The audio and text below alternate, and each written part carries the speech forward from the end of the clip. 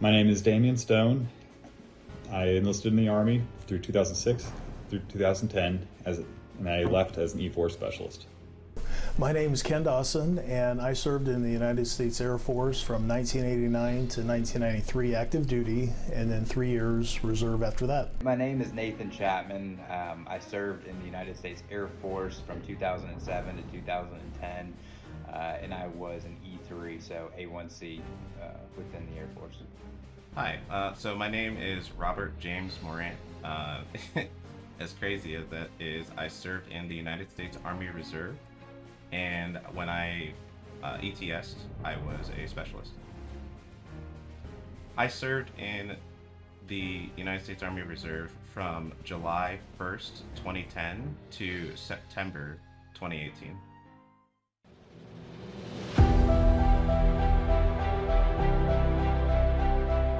I chose the Air Force as my third option, actually. So I realized at the point in my life as a 18, 19-year-old that I had very little discipline. And I wanted to join the military because I wanted discipline in my life. And so at the time I was a trainer at a local gym, and I trained the Marine recruiters. So I thought that was pretty cool, and it was a shoe-in, hey, I'm going to be a Marine. Well, they asked me the question, have you ever had any major surgeries? And I told them about a football injury I had, and so they said, well, we can't take you. Literally, I left their office, walked across the parking lot to the Navy recruiter, and they said, well, you can serve brother duty with your brother on the USS Enterprise. And I said, okay, that's cool. And they said, well, have you had any major surgeries? So that was a no-go. And then a few days later, I went to the Air Force, didn't tell them anything. And next thing you know, I'm in the Air Force. I decided to join the military because I wasn't sure what I truly wanted to do. I wasn't quite prepared to go to college out of high school. I didn't want to be one of those that start college and potentially flunk out. So joining the military gave me something to do, to strive for, and I felt more prepared to begin college once I was out. So part of the main reason why I decided to enlist in the military was, well, I started off at college outside of high school. For me at the time, it was the first time away from the house. I just wasn't probably, I would say, the most mature. College wasn't really for me at that point in time. So it was either, go back and move in with my folks and try to find a job at a factory or something, or go to the military. So I decided like that was the right route for me. So the reason I joined the military is kind of a twofold story. A lot of it is personal reason. Most of my family served in the Marine Corps. They were very like rah, I'm ready to go, that kind of like high energy. And I didn't necessarily hate the idea because when I was in high school, I was in MCJ ROTC. So I had a feeling of what it would kind of be like, but I was actually leaning towards the Air Force originally, and just because of where I'm from in Ohio.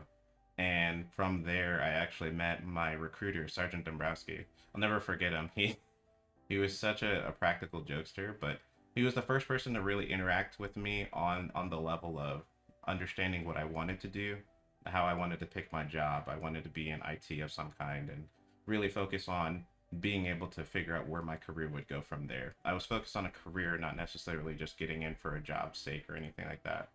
The Army was more the middle ground of choices for the military. Navy, chance of being on a boat are very high, and I wasn't up for being on a boat. There's a large selection of jobs in the Army to choose from, and if I did stay and make a career out of the Army, I could kind of hop around and find what ended up suiting me the most. I don't know if there was like a specific reason why I chose the Air Force over. I know my dad told me, I was not going to be able to join the Marines. That was a no-go. I talked to the Army and I talked to the Air Force, and I wasn't doing the Navy because I wasn't going to be stuck on a boat. And at the end of the day, I felt like after talking with a couple people I knew that the Air Force was pretty much the right branch for me. But when they found out that I was going to the Army, they were like, oh, okay, so you aren't ready for the Marines yet, I see. And I'm like, oh, okay, thanks.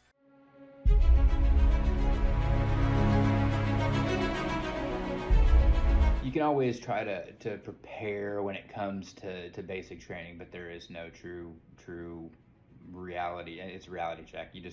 It hits you. I mean, from the moment you get off the buses that they bring you in, to screaming in your face and telling you to get off the bus, and being in your face, telling you to do push-ups at night, super late. I mean, you're shell shocked from day one, beginning of it all.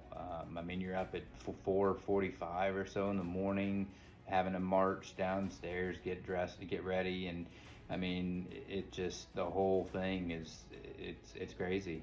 We went into the gas chamber, and the way that works is you go in with your mask on, and you have like the canister that helps you breathe, and so on and so forth. You go through that process, and then you have to take the mask off and expose yourself to the gas itself. So they did that, and I have a very sensitive nose. So I'm sitting here coughing, thinking that I have like drool all over my face, and I get out, and my drill sergeant Bush, she was probably the most athletic, fit person there. And she saw me, and I looked at her, and she almost threw up because I had like a really bad bloody nose. So she was like, "Oh no, oh God, Private, what are you doing? Like, go, no, get out of here. I don't want to see any of that." So it was pretty rough, but it was in that moment where I was sitting there and I was like struggling to get through. It was like, this really sucks. First thing they had us do was empty out our bags, our gym bags. Out fell my Red Man chewing tobacco and my date swirl cookies that I had no idea my mom had slipped in. Big drill instructor came up to me, and he asked me, "Well, who are those for?" And somehow I said, "For you, sir." And he goes, "Good answer." And I never saw him again. So I started basic training, I think July of 2006. So not very long after finishing up high school. I went all the way to Fort Leonard Wood, Missouri, went to AIT, also in Fort Leonard Wood, so the second portion of the training, and then went to Biloxi, Mississippi for the remainder of the training. My specialty I originally joined in as was a 21 Delta, which would have been an engineer diver. I got changed out to being a 21 Whiskey, which was a carpentry masonry specialist. That's why my AIT changed from Fort Leonard Wood to Biloxi, Mississippi. And then, of course, ironically, after AIT, guess where I go? Back to Fort Leonard Wood. I thought it was always funny. You get out of basic training and you go to tech school, and you're like, sweet, I get to sleep in a little bit longer. Well, for us, we had to get up an hour earlier, so it was not, there was no sleeping in. It was up at like 4 o'clock in the morning and off to doing classes, and then PT, and then eating and everything at a day. So I called my dad, and I said, "Dad," "I'm going to wash out. I have no idea how to do this stuff. I don't even understand the terms they're using." He said, "Ken," he goes, "you're my son, and you don't quit." He goes, "We don't quit anything." And he said, "You push yourself because you can do this." And he said, "Tell you what, you call me when you graduate top of class." When I graduated top of class, Dad was my first call, and it was a very proud moment.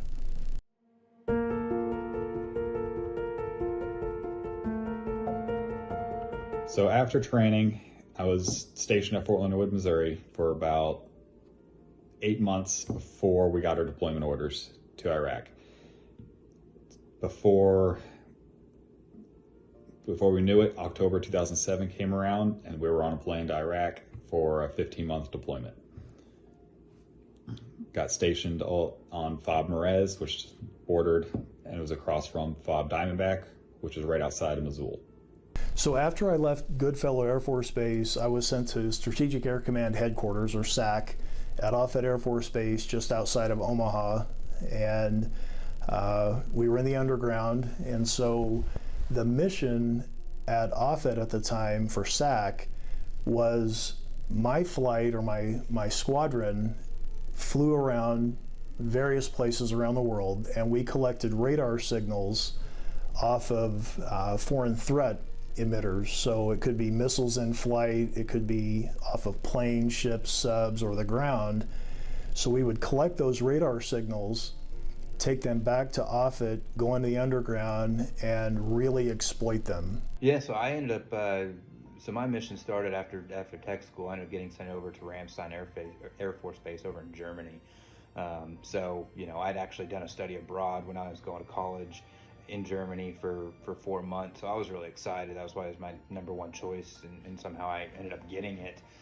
So yeah, I got to go back to over there, and that was a different area. So the experience was different. A lot more Americans and things around that area compared to where I was at in Germany, to where you were the only Americans around for 100 miles. So people would actually want to come talk to you and want to try to speak English with you, and you got to speak German with them. In Reagan's or in at that military base, it was not really that way.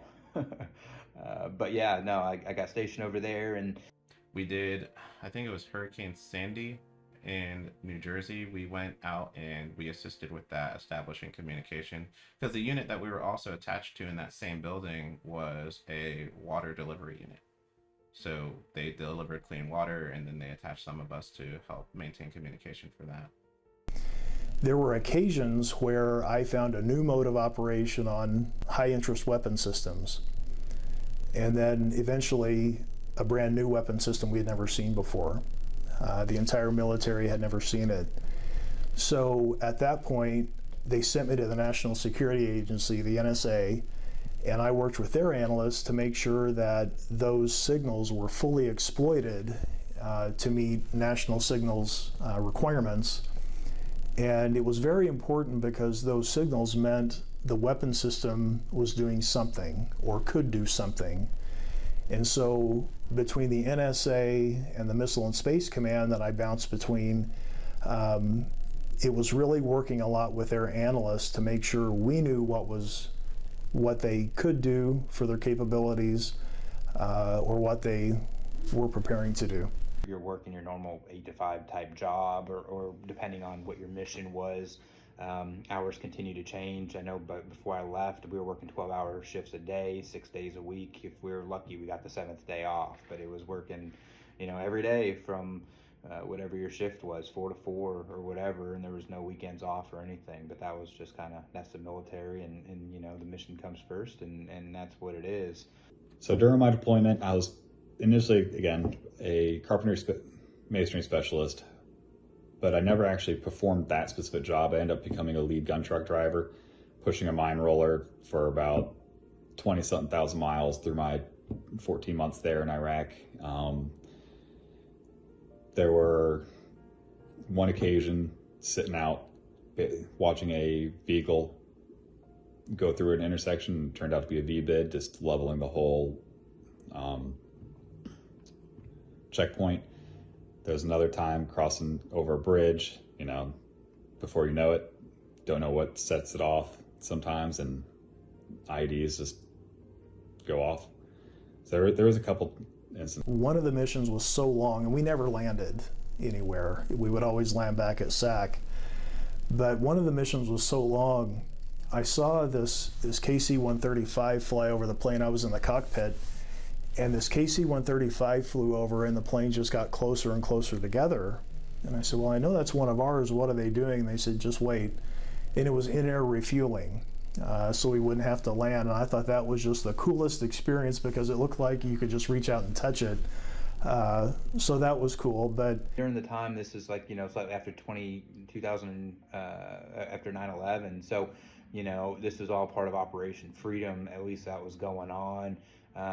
Where I was stationed at in Germany, our unit was unique. We had our own mission that was kind of outside of the purview of our base and what they kind of were doing. So you had to really kind of volunteer in order to get deployed to go over to Afghanistan or Iraq, because we just had a very specialized kind of mission there. Which is unique. The base would be doing their operations or their exercises is kind of what you would call them, and we just ignored it all the way because we were doing something else, and we just didn't have to apply to those same type of rules. So one of the most special moments while I was at SAC headquarters in Omaha was I had been awarded 3 Airmen of the Quarters, and then finally Airman of the Year. And, you know, it was at that point I was really thinking, gosh, I was just doing my job. And I always loved hearing how, I always loved hearing my dad say how proud he was. And when I won Airman of the Year, the Chief Master Sergeant of the Air Force came in and he did the presentation. But what was even more special than that, and that was really cool, but what was more special was that my dad was there.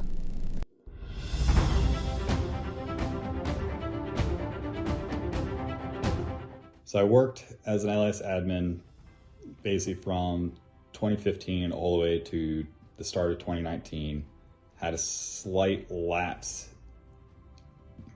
from working in LIS, went to an IT field for a little bit. Because as we know, working as an LIS admin, you do more than just working in LIS, you working in IT in general. And then Gwen and Corey started their company and I joined them for a bit. And shortly after that, we were bought out by Orchard and merged right into Orchard. The way I ended up in Orchard, really all I can say is that I was blessed. Orchard has been terrific, and it's been a blessing to me and my family. I knew a couple of folks that worked at Orchard, and just sounded great. You know, my big question was, how's the culture? How's the working culture at Orchard? Very impressed. Still impressed today with the culture and the family and the teamwork atmosphere, and that's how I ended up at Orchard. I had a job opportunity out in Indy that we decided we just wanted to my wife was born and raised in Colorado, so she was willing to, give something else a different chance. And it was my old boss that was kind of willing to, my old boss's wife actually, to give me a job in Indy. So we ended up taking that role. And so that's how we got to Indy originally, and I worked for that company for 2 years, I guess it was, and it just, or maybe it might have been 3 years, and then that was just the time of, looking for something else, and then thankfully Orchard came along, and I was able to get that role, and I've been there now for a year and a couple months, so it's been great. My interview with Seth Bosworth was probably 3 hours long. And most of it was like the first 30 minutes was him asking me questions about both military service and like my experience in information security. But the other 2.5 hours was really just getting to know each other and understanding like what I'm looking for in a career. And it ultimately boiled down to Orchard could give that to me. And I know that whatever work I do here would be appreciated. Quilts of Valor was started in 2003 by a quilter mom faced with the very harsh reality of her son who was on the front lines in the United States conflict with Iraq. Being very close to her son and hearing and knowing the realities he faced every day, she did what all quilters do to comfort those they love. She made him a quilt. She sent him the quilt and he wrapped it about himself when he could and was able to feel the love from his mom and take brief recesses from the harshness about him. Soon, his buddies also partook of the quilt, and it became in tatters. The quilter mom recruited her quilter friends, and they began sending love and comfort in the form of quilts to those worn, torn American military. Today is the mission of Quilts of Valor to offer a quilt to comfort all United States military and veterans, and to say thank you and honor you for your service to this country. It is because of your willingness to serve and do whatever you've been asked to by the United States that we have been able to defend freedom here and abroad. It is my highest honor on behalf of Orchard Software to present to you a Quilt of Valor, and thank you for your service. Ken Dawson, Nathan Chapman, Robert Morant, Damien Stone, thank you for your service. Well, my friend, you may have came back from the conflict as unknown, but just rest assured, you have never been forgotten. Today I wanted to present you with this Quilt of Valor as just a small token of our appreciation for the ultimate sacrifice you made for us. Godspeed and well rest, my friend. You will never be forgotten. God bless the United States of America.